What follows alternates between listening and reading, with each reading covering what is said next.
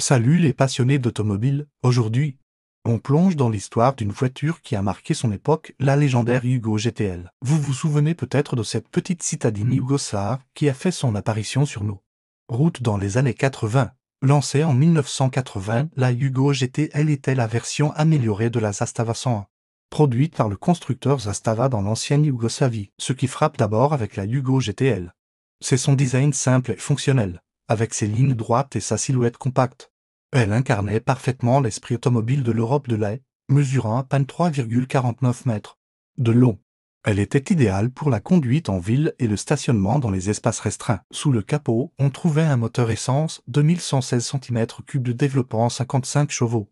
Certes, ce n'était pas une voiture de course, mais elle offrait des performances tout à fait honorables pour l'époque. Elle pouvait atteindre une vitesse maximale de 140 km/h, ce qui était plus que suffisant pour une utilisation quotidienne. L'un des plus grands atouts de la Yugo GTL était sans conteste son prix. À l'époque, elle était l'une des voitures neuves les moins chères du marché européen.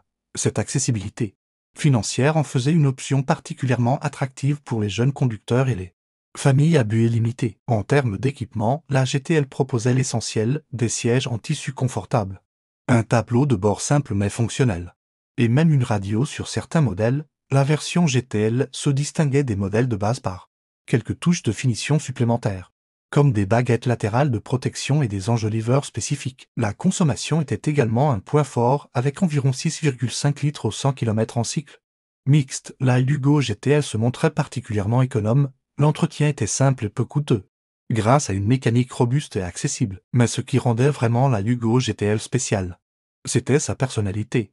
Elle avait ce petit quelque chose de différent, cette authenticité qui manque parfois aux voitures modernes. Les propriétaires développaient souvent un véritable attachement à leur véhicule, malgré ou peut-être à cause de ces petites particularités. La fiabilité était généralement au rendez-vous, même si certains points nécessitaient une attention particulière, comme la protection contre la rouille.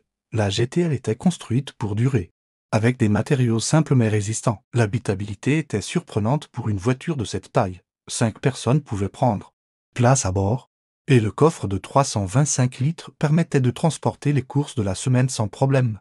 La banquette arrière rabattable offrait encore plus de flexibilité pour le transport d'objets encombrants. La direction, légère en ville et précise sur route, rendait la conduite agréable.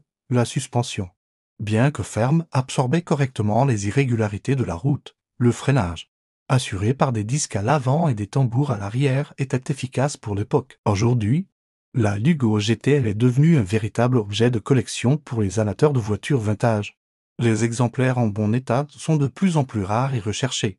Les prix varient considérablement selon l'état, mais comptez entre 2000 et 5000 € pour un modèle bien conservé. Cette voiture représente une époque où l'automobile était encore simple, accessible et authentique. Elle nous rappelle que le plaisir de conduire ne se mesure pas uniquement en chevaux ou en gadgets électroniques, mais aussi en expérience et en souvenirs. Si vous possédez une Yugo GTL ou si vous en avez conduit une, n'hésitez pas à partager vos souvenirs dans les commentaires. Cette voiture fait partie de notre patrimoine automobile et mérite d'être célébrée. N'oubliez pas de vous abonner à la chaîne pour plus de contenu sur les voitures classiques et de laisser un pouce bleu si vous avez apprécié cette vidéo. On se retrouve très bientôt pour une nouvelle histoire automobile passionnante.